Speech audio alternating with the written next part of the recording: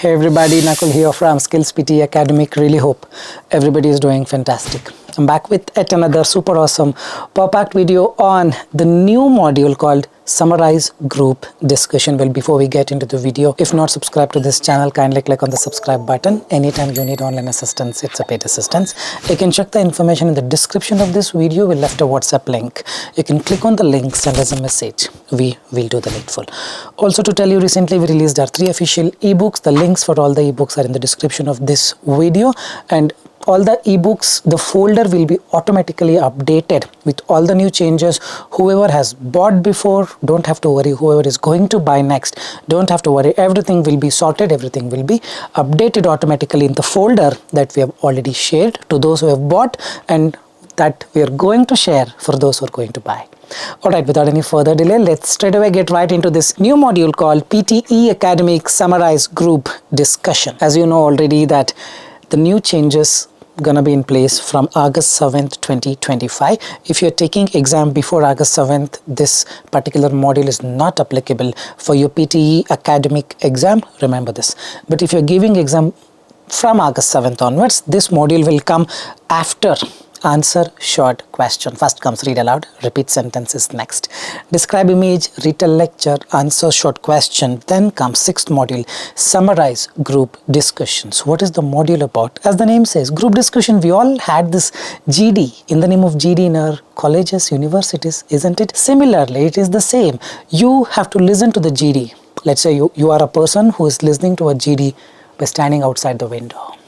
You listen to the entire GD. Now you should inform your friend as to what you listen to. That's a summarize group discussion. 3 speakers will be involved in this discussion. Speaker 1 says something, speaker 2, and then speaker 1, speaker 3, speaker 2, in any order. They can start quarreling, they can start speaking. Audio lasts for close to 3 minutes. It could be 2.5 to 3 minutes. Close to 3 minutes is going to be a very lengthy audio, and you will have the erasable notebook and a marker to take down the notes. And then 10-second preparation time, same as retell lecture, and then 2 minutes you got to speak. Retell lecture, you got to speak for 40 seconds, but here they expect you to speak for 2 minutes. Do I really need to speak for 2 minutes? If I speak more, I get more marks. Now you make more mistakes. So I'll talk about it, each and everything, in a short while.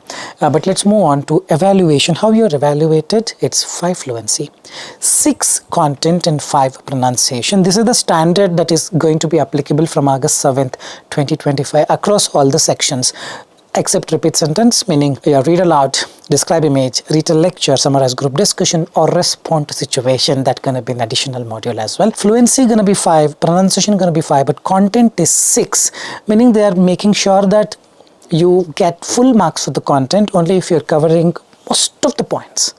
Not everything. See, everything cannot be covered because audio is 3 minutes and they're expecting you to speak for 2 minutes, not more than that. So obviously they are not expecting you to speak everything, but at least main things in detail. If you do it as much as possible in detail, if you are able to produce that content, then you get 6 out of 6. How to get that? With a proper template, with a proper structure. Very soon I'll explain you that. 2 or 3 questions will appear. I have taken the official mock test. Remember, in official mock test, ptepractice.com. If you go there, there are 2 options. My exam is after August 7th. My exam is before August 7th. If you click my exam is after August 7th. 3 versions are available, version 1, 2, 3, the new software, the new changes. You can actually experience 2 questions will come, summarize group discussion. I think in the exam only 2 will be there. 3 probably may not come, because if they're adding more, then the length of the duration of the exam also will be lengthened. They're compelled to finish the entire exam in 2 hours. So I think 2 only will come. This module contributes marks to listening and speaking. How much marks? I can tell you, on an average, you can expect some 15 marks to speaking and 15 marks to listening separately, because you are listening to the audio and then you are speaking. Will this be a very, very important module? It is a very important module. 15 marks is not a small thing, but compared to read aloud and repeat sentence, it is not a priority. Hope you are getting it. Will there be a manual check? See, this is very debatable thing, because in their new score guide, Pearson says we're introducing manual check as we have already done for describe image and retell lecture. This is the statement they have clearly mentioned. For describe image retell lecture, from my personal experience, I don't see that happening. Or maybe if you use a wrong template, if you try to fool the software, probably it may happen. So if you are not trying to trick something, and if you're trying to speak something on your own words with less of a template, more of a structure, then whether manual check happens or AI check happens, it's not going to make any difference. Hope you're getting it. Let's not worry whether a human intervention is there or not. Let's only worry whether we are capable of giving the best answer possible. Hope you are getting it. And manual checks most probably will not be there. Probably it will come into consideration only when AI flags your response. AI has a doubt whether this is a correct response or is all wrong response. Then only probably manual intervention may come. But I don't think that is going to happen if you follow my strategy. No manual intervention. If you follow this strategy, don't have to worry. You will get very good score. Just have to follow this. So what is the strategy? The moment you see that erasable notebook, this is not that you thought, an erasable notebook and a marker. Moment you have this question ready, or much before this, S1, leave some gap. S2, leave some gap. S3, leave some gap. Speaker 1, speaker 2, speaker 3, meaning you are going to write about different speakers' content separately. Will not mix them, you just separate it out. Speaker 1, whatever the speaker 1 says, you write them there. Speaker 2, speaker 3. Let's say speaker 1 speaks something, then comes speaker 2, then speaker 3, then speaker 2, then speaker 3. Then accordingly you will write 2, 3, 2, 3, the gap. Wherever you think the content would go, there only you should write. Don't mix. So you got to write, let's say speaker 1 speaks. Don't put it in speaker 3, put it in speaker 1 only.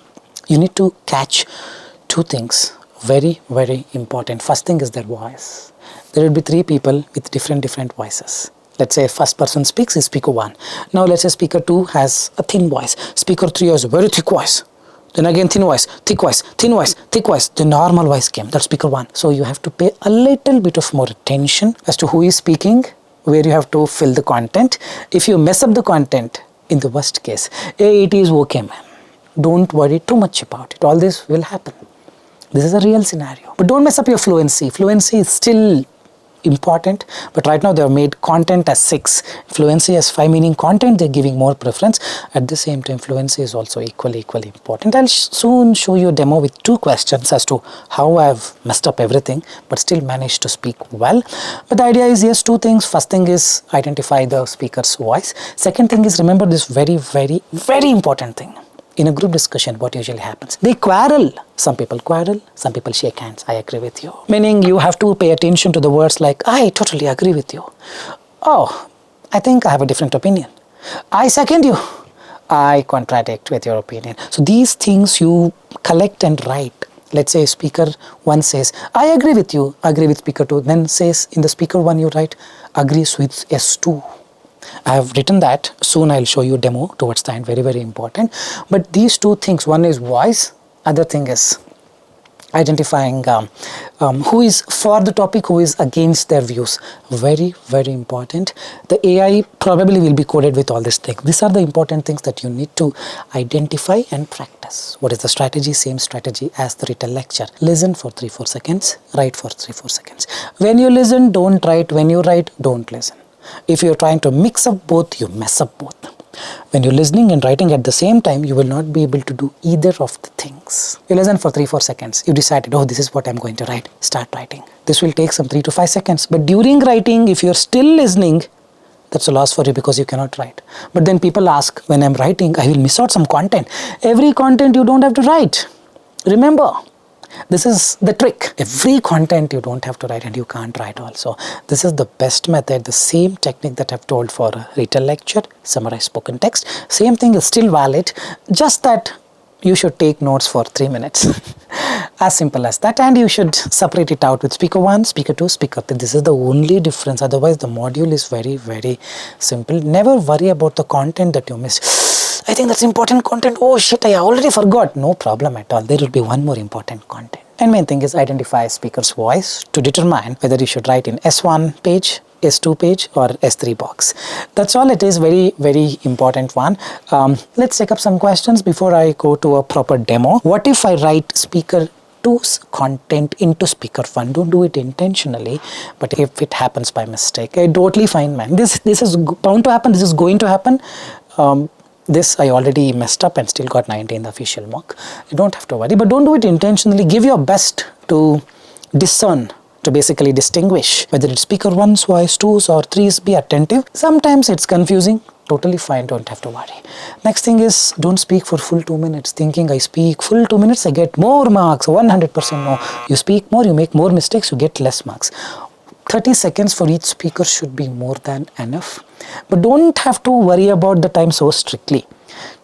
Whatever you write, most probably 1.5 minutes you should be able to write, not more than that. 1 minute 10 seconds or 1 minute 30 seconds. 30 is what I think. Sometimes you may not be able to write equally for every speaker. Whatever you have written, you speak. Try to be at least more than 1 minute to be on the safer side. If you speak less than 1 minute, probably it would be less marks, meaning you are not able to produce a good content. Content will be 3 out of 6. 3 to 4 marks you would directly lose. 1.5 is ideal. I have spoken 1.4 minutes, 1.6 minutes, 1.5 minutes. 2 questions were there. This is the average that I spoke with and I have gotten 90. I have already spoken about this in the last 2 videos that I did. I have shown you the research, the videos, both the videos are somewhere here. You can check them out and also you can follow our Instagram page where you get more things in detail because few of the things I will not be able to share in the YouTube for so many reasons. Alright, the template. Now the last part, do we need a template? Absolutely no. I'm just giving you honest opinion. Template, is it required? No.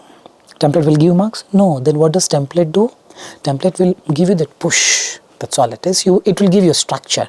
Now the main outline of this is, meaning your speech should be something like this. The discussion, the first line goes like this. The discussion was about online learning and 3 speakers were involved. A discussion was about online learning and 3 speakers discussed about it. First, this is the template that I have written. The speaker 1 was of the opinion that, speak a sentence. Then speaker 1 said that, speak second sentence. In addition, speaker 1 was of the view that, third sentence. 3 sentence. What if I written 6 sentence? Add it. And he told and he mentioned, no problem at all. Then next, speaker 2 mentioned that. It was noted that. Furthermore, speaker 2 also said that. Then comes speaker 3. Then speaker 3 told. It was important to note that. Then speaker 3 also noted that. In the end, the talk was about blah blah blah blah blah blah, where 3 speakers discussed. Now in the end, if you really need, you can add it. Otherwise, it's optional, not needed in fact. Now, do I have to stick to this template because there are so many things to remember? On top of that, I should remember which line of the template I am at, this line, this line. It may become difficult for some people. So I'll give you 2 options. Pay more attention. This is the most important part of the video. The option 1, you properly memorize this template and stick to it and just start speaking. Option 2, don't go with any template. Just the first line. The discussion was about part-time jobs and 3 speakers were involved in this. Firstly, the speaker 1 talked about something like blah blah blah blah blah blah. Then he mentioned that. Then he also said that. Next, speaker 2 told about. Speaker 2 also talked about. Speaker 2 also said these things. After this, speaker 3 was of the opinion that. Speaker 3 mentioned this. Speaker 3 also said this. You can just go in a flow. But if you are confident to do this, well and good. You please go ahead with it. You don't have to memorize a template. I'm giving you a very honest thing here. Let's say you are someone who needs the template because you're so used to it, then go with it. Anything is fine, but remember, template alone is not going to give you any scores. They have implemented everything. You cannot use only one word and finish it off. You have to speak sentence. You have to speak sentence. But luckily, grammar is not going to make a difference. If grammar is wrong while speaking, absolutely fine. They're not evaluating your grammar. Be very fluent. So 2 things. Follow a template or go on the fly with your own words, absolutely fine, no problem at all. But whenever you speak, you make grammatical mistakes, absolutely fine. It is not going to reduce your scores. Remember this. Now what we'll do is, I'll give you a demo with 2 audios. First audio, you just observe, don't do anything, just observe how I do it. Second audio, probably you can do it in parallel if you wish. But then watch, see, you can anytime do it again, play the video again and practice. Watch, observe how I'm taking the notes, how I'm messing it up all, how I'm forgetting things and how I'm bringing it back, the confidence, and how I'm speaking confidently in the end, covering at least 1.5 minutes. The 2 demos. Here it is. Alright, so I have the audio on my right hand side. I'm going to play it and I show you how I take the notes. Let's start. I've recently started a part-time job at a cafe near campus. Honestly, it's been a mixed experience. On one hand, it feels good to earn my own money and not rely entirely on my parents. But juggling work and studies is harder than I thought, especially when shifts fall right before a major assignment is due. I totally relate. I used to work at a bookstore during weekends. It helped me build confidence and improve my communication skills. But sometimes I'd be so tired after work that I couldn't focus on lectures the next day. The physical and mental fatigue is real, especially during exam season. Same here. I worked as a delivery driver for a few months. The money was decent and I liked being outdoors, but it ate into my study time. Plus, I missed out on a lot of group study sessions and extracurricular stuff. It made me feel a bit disconnected from college life. Yeah, that's the thing. Part-time jobs teach you responsibility, but they also take up a lot of energy. I've had to learn time management the hard way, like planning my week in advance and keeping Sundays completely free just to catch up on academic work. One thing I struggled with was asking for time off. There were days I had an exam and a shift on the same day. Most managers were understanding, but there's always pressure, like you're letting the team down. It's tricky when you're trying to be reliable both as an employee and a student. Exactly. And let's not forget the mental pressure. Sometimes you feel guilty for not giving 100% at work, and other times you feel guilty for not giving 100% to your studies. It's a constant tug-of-war. No one really prepares you for how emotionally draining it can be. I think universities should provide more support for students who work part-time. Maybe offer flexible deadlines or create awareness among professors. Not everyone works just for extra money. Some really need the job to survive. That would help a lot. Even just a student forum where we can share tips or recommend student-friendly employers would be great. True. In the end, it's about balance. A part-time job can teach you life skills no textbook ever could, but only if you're not burning out in the process.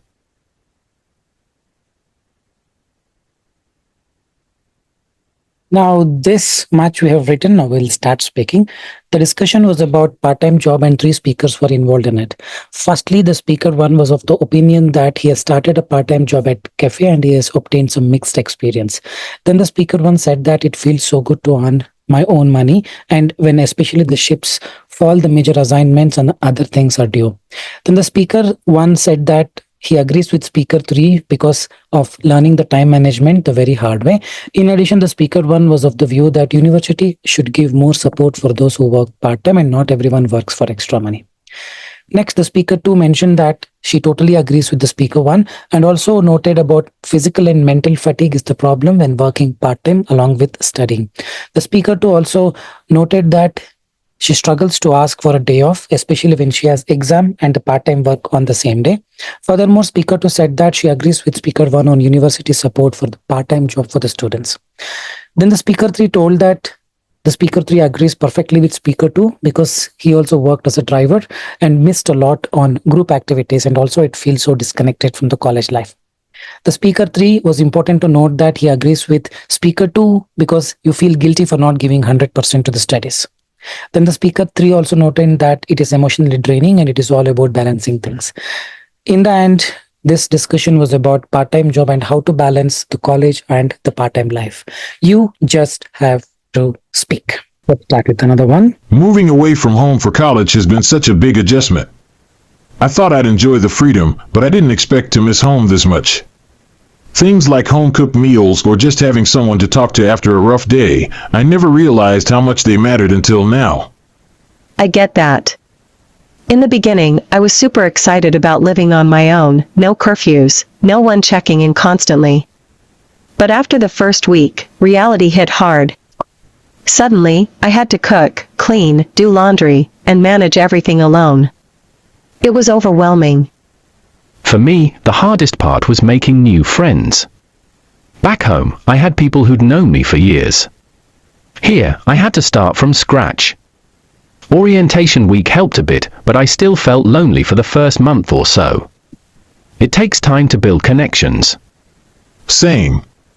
And on top of that, managing money was a new challenge. Back home, I never had to worry about bills or groceries. But now, I'm constantly calculating, can I afford this meal? Should I skip the movie night? It makes you grow up fast. I agree. I messed up my budget in the first month. Spent way too much eating out and had barely anything left for essentials. Now I write down every expense.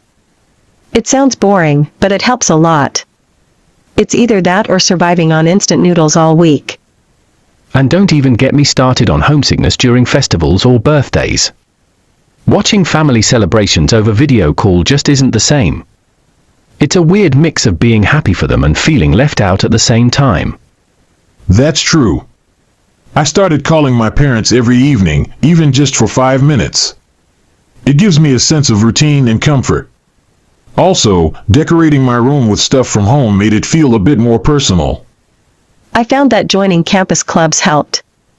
It gave me something to look forward to outside of classes, and I met people with similar interests.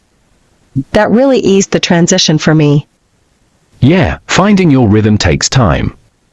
Living away from home definitely makes you more independent, but it also teaches you resilience. You start appreciating the small things, like someone remembering your name or inviting you to dinner. In the end, it's about building a new home, slowly. It won't feel perfect at first, but eventually, it becomes yours.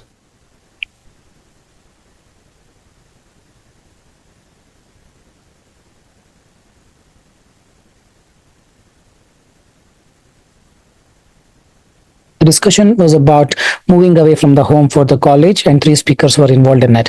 Firstly, the speaker one said that moving away from home for college is such a big adjustment. Then the speaker one mentioned that home cooked meals and other things, and never realized how much that actually matters. Speaker one also said that he agrees with the speaker 3, where managing money can be a big problem, and he also had to calculate for a lot of things if he can actually afford this meal. And also he mentioned that he calls his parents every evening for 5 minutes, and that actually makes him more comfort. And he also says that it is like building a new home, because eventually it's going to be yours and it will become yours. Next, the speaker 2 mentioned that firstly she agrees with the speaker 1. After first week, the reality hit really hard, and she also said that she need to cook alone, do laundry alone, and it was so overwhelming. It was noted that the speaker 2 agrees with the speaker 1, where she mentioned that she messes up the budget in the first month, and now she has to write the budget and the spending and the expenditure every day. She also mentioned about joining the campus club that actually helped, where she actually met people with similar interest. The speaker 3 told that for him, the hardest part is making new friends. He had to start from the scratch, which takes a lot of time to build connections. He also mentioned about homesickness is the one that he is so attached with, and because just the video calls won't be sufficient. The speaker 3 also noted that he agrees with the speaker 2, just that going away from the home teaches you many things.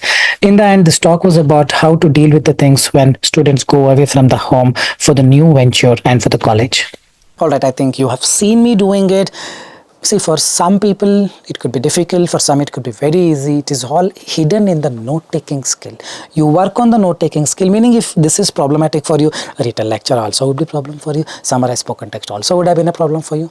So note-taking, you improve. Rest is all easy. Don't consider this as something so difficult.